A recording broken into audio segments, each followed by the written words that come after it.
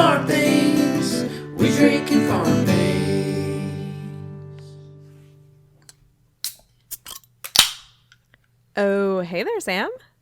Oh, hey, Bev. What you open over there? I opened, oh my gosh, it's something that's dumping all over me. And I feel like this happened last time I drank this on the podcast. God freaking dang it. It's called House Lion by Off Color Brewing. Oh, this is ridiculous. My lap is soaked. Okay. So anyways, this is a House Lion by Off Color Brewing. Luckily, I'm pouring it into my glass. That's taking care of my problem. Oh my laptop is wet. Jeez. Okay. It is a farmhouse table ale. And I love this beer so much because it's a mini tiny beer, like our mini tiny episode. It's only 8 ounces, so it's perfect for a shorter one.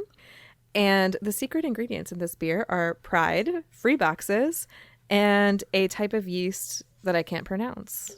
It's one of the Brett yeasts, which is one of the reasons why I really enjoy this beer. So what'd you open over there?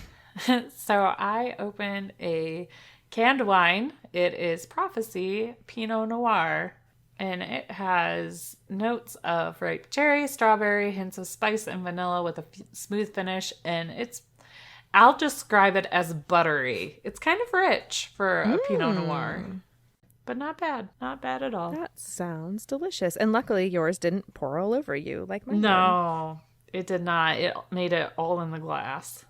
That's excellent. I'm using my flannel to wipe my laptop off. And hopefully I don't have to go anywhere later because I'm going to smell like a lush. And welcome to We Drink and We Farm Things, the miniaturesode. The miniaturesode. I like that. I was feeling fancy. And in this miniaturesode series, we are making these minis more about you and less about us. And today we have a few Cant Evens to talk about that were put in our Facebook group. And then we have a farm story. Yes, and it is going to be super fun. And our Drink Peep this episode is at Sticky Holler Farm, which is our friend Katie. So cheers, Lenny. Cheers. So the first Cant Even for today was posted in our Facebook group by Angie Marie. And it's actually a video from the dodo, and it's really cute. So make sure you go to the show notes to click on the link. But we'll kind of describe what happens here. So it starts off with this couple that finds a baby emu. And there are no other baby emus around.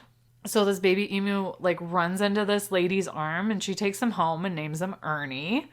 And apparently he just loves to be cuddled, which is so cute. And as somebody that has seriously considered getting emus in the future, this did not help the case for me. I really feel like I need a few now. I mean, honestly, I watched this video yesterday and I was just looking at this tiny baby emu and I was like, we have room for emus on this farm, right? We can get some emus. I love the way that they run and play. Yes. They're hilarious. Also, this lady has baby kangaroos at her home, so it leads me to believe she's some kind of animal rescue. Also jealous about that, but this emu is best friends with them and hangs out in the fake Joey pouches with them and will play with them. And she has tried letting him hang out with the chickens and ducks, but he didn't really seem to fit in. He just kind of preferred the kangaroos, I guess. But she did say that one day a rooster was flogging her, and Ernie ran over when he saw it and chased the chicken away. Which I was like, that is exactly what I need in the spring when my roosters are being a-holes. I need an Ernie to keep them away. Same. When I saw that part, I just laughed. I was like, yeah, now I really need an emu. And this video also teaches us that emus like to swim, wiggle, dance, roll over, and run, all of which are very adorable to watch.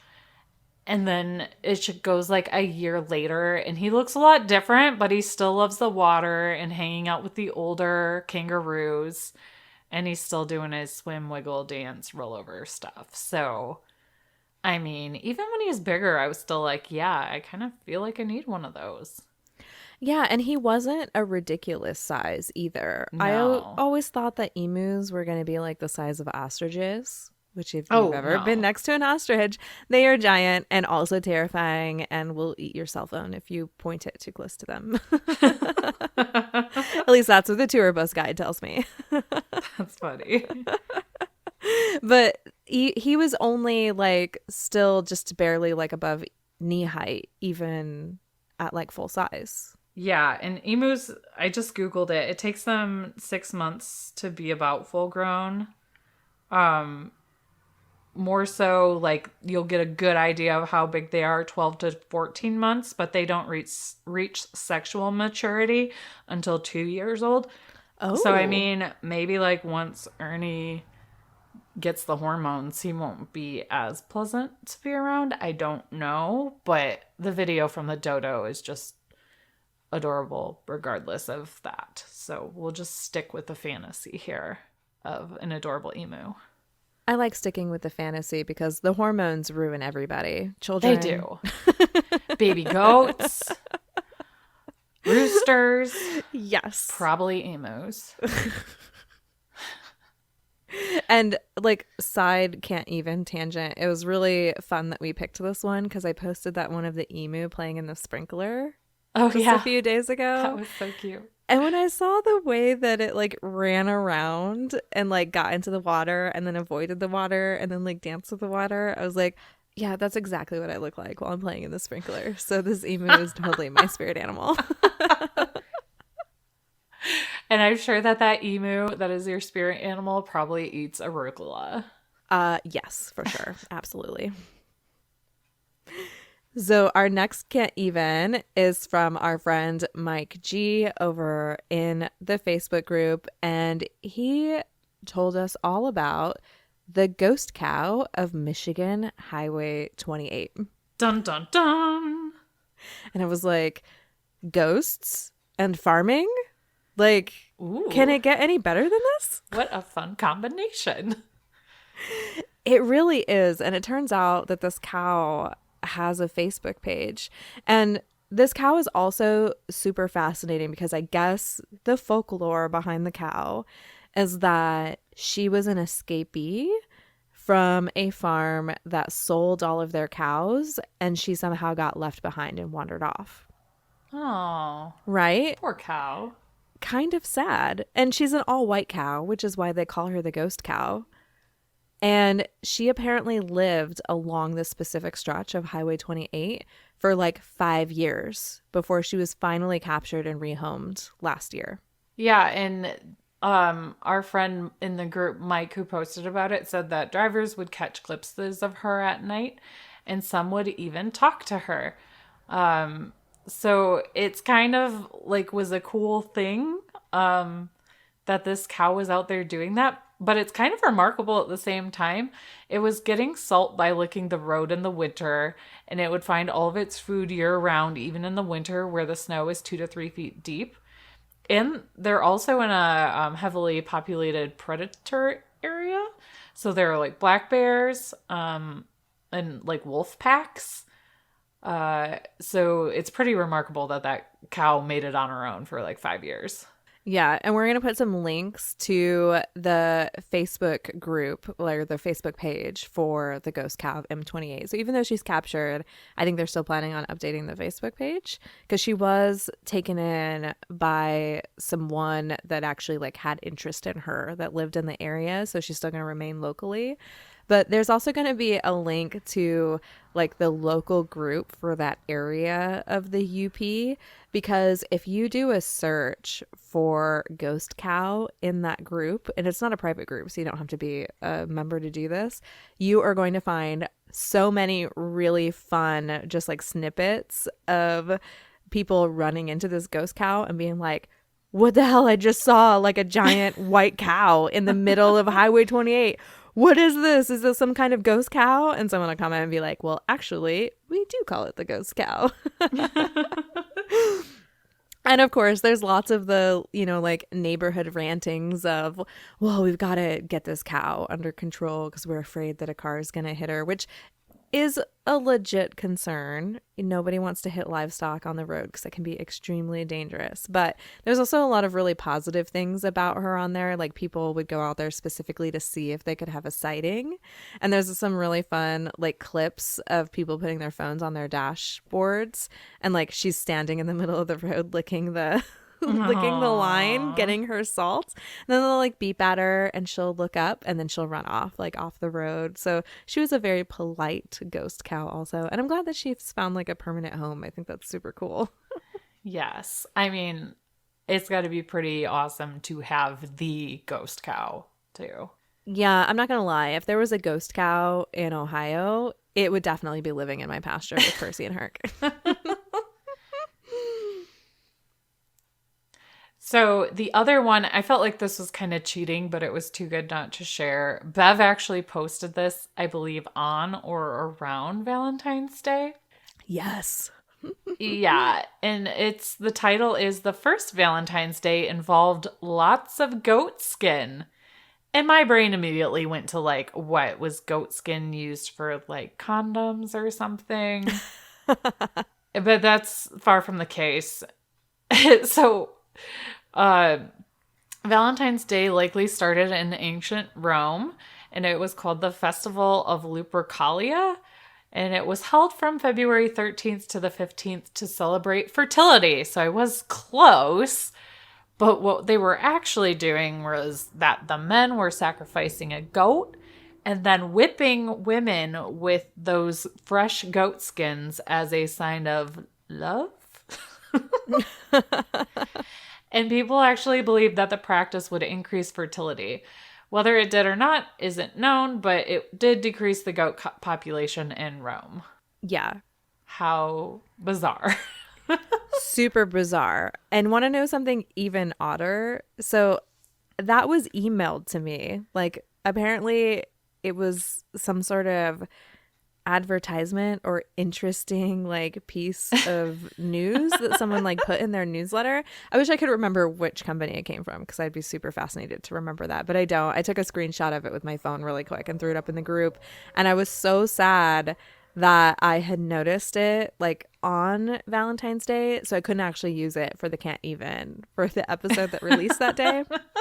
So I was like, well, I have to share this with everybody anyways, because this is the weirdest news I think I've ever learned. Oh, it is so weird. History is very interesting. It is. And you know, it's funny. The kids will always ask about like the history of a holiday or something like that. And oddly enough, on Valentine's Day, one of my kids was like, I wonder where Valentine's Day came from. And I was like, well, actually... And then I told them this, and Aurora, she's 8. She looked at me and she's like, what do you mean whipped them with goat skins? And then Jared was looking at me and I was like, never mind. This was not appropriate, weird holiday history to share with you. I'm sorry. I forgot for a minute that you were 8. Your brother is probably mortified that I'm talking about this. I'm sure he was. It was really funny. Like they're both like just staring at me and I was like, well, I'm just trying to be honest with them. I think it's great. Oh my God. And we got a farm story. We did. And I really love these so much. So guys, make sure you're sending these to us. I know sometimes it's hard to think that maybe your life isn't so interesting on the farm, but that is like the furthest thing from the truth. So many interesting things happen and other people want to hear about them. So make sure you send these to us. This was sent to us on Instagram, so you could send it that way. You can send it through email at drinkandfarm@gmail.com or Facebook Messenger, whatever floats your boat. Yeah, we will take your stories however you want to send them. Carrier pigeon, do it. Yes. Voice recording, that might be tricky, but sure. Maybe we can make that a Patreon level someday. Ooh, that'd be fun. You guys will have to let us know if you're interested in that. Yeah, because I know other podcasts have like phone numbers you can call and leave a voicemail. And then sometimes they'll play the question or whatever.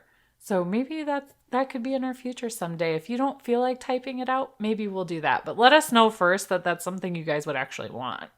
Yeah, because I'd be willing to set up time to record people telling their farm stories. Yeah. I could do that. So this farm story is from Secord Maze over on the Instagram. And they write, "Hello, ladies from Manitoba, Canada. I love listening to your podcast. Sam, you have me rolling on the floor every episode. Bev, you inspire me to take a risk and try new things. And I love how you both are supportive and show kindness and compassion. Bravo. I wanted to share a chicken story with you.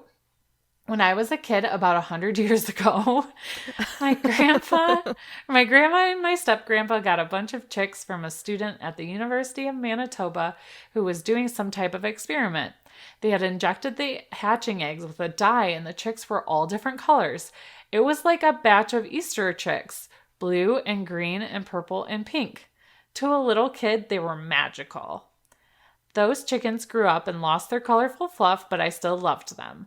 I spent every possible day during my summer breaks at my grandparents' farm and got up to all kinds of weird and gross and crazy antics, many that involved the chickens and the other animals.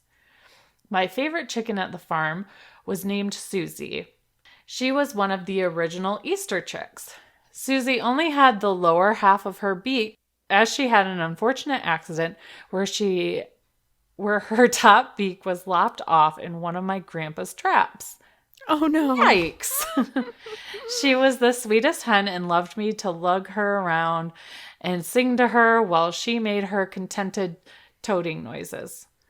She had to scoop in her food as she only had a lower beak, so we put her in a wooden granary to eat from the feed pile.